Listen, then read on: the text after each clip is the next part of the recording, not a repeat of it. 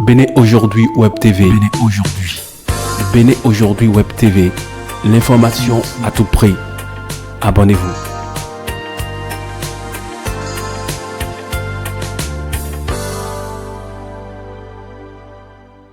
Nous aussi, nous entendons cela sur les réseaux sociaux partout. Ça s'anime. Et c'est ce qui se dit, je pense concrètement, est-ce que vous croyez cela? Nous sommes un grand parti politique, un parti sérieux. Aurions-nous pu faire cela? Ne pas conduire un processus dans les règles de l'art, le processus pareil?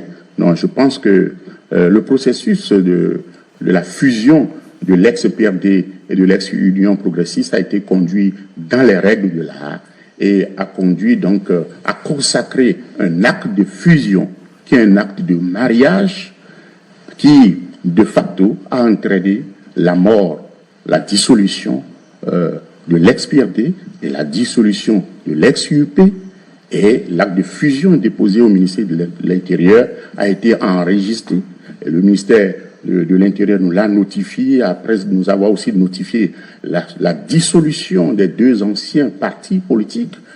Et oui, le récépissé définitif, nous l'avons eu. Donc c'est pour vous dire que le processus a été conduit dans les règles de l'art. Et je vous apprends rien en ce qui concerne la fusion pour dire que il y a plusieurs voies par lesquelles les partis disparaissent. Nous n'avons pas voulu opiner donc sur ce sujet pendant longtemps parce que nous pensons que le moment viendra, mais on ne va pas continuer à faire la politique de l'autruche.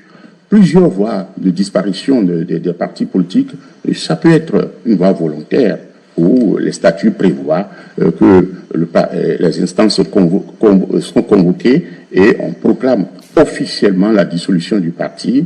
Il y a aussi la voie administrative où si le parti dévie donc des voies tracées, fait l'apologie du terrorisme, par exemple, le ministère de l'Intérieur peut prononcer sa dissolution. Il y a la dissolution judiciaire, mais ici il y a aussi des actes qui peuvent intervenir dans la vie d'un parti qui entraîne sa dissolution.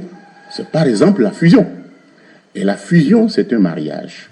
Lorsque vous vous mariez, est-ce que si vous êtes marié, est-ce que vous gardez votre ancien statut de célibataire? Non.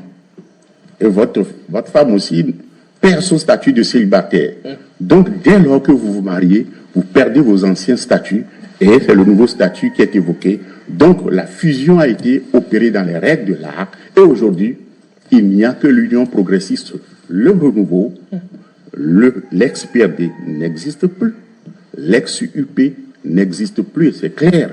Les anciens militants de ces deux entités sont ensemble aujourd'hui dans l'Union progressiste, le renouveau, dans nos structures, dans nos cellules, nos sous-sections, et travaillent en symbiose pour les idéaux du parti. Donc, tout ce qui se dit sur les réseaux sociaux, laissons les réseaux sociaux donc dire ce qu'ils doivent dire.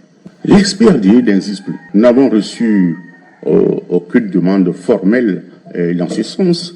Si nous recevrons cette demande, nous sommes prêts à répondre devant toutes les instances, mais ce que je puis vous confirmer encore, c'est que lorsqu'il y a fusion, le patrimoine des anciens partis, les patrimoines sont transférés au nom donc du nouveau parti. Donc les logos, les noms, les slogans, tout ça qui appartient aux anciens partis ne sont plus, nous sommes dans le domaine public et soit appartiennent au nouveau parti et les anciens partis ne peuvent plus les revendiquer. Donc c'est ce que je puis vous dire.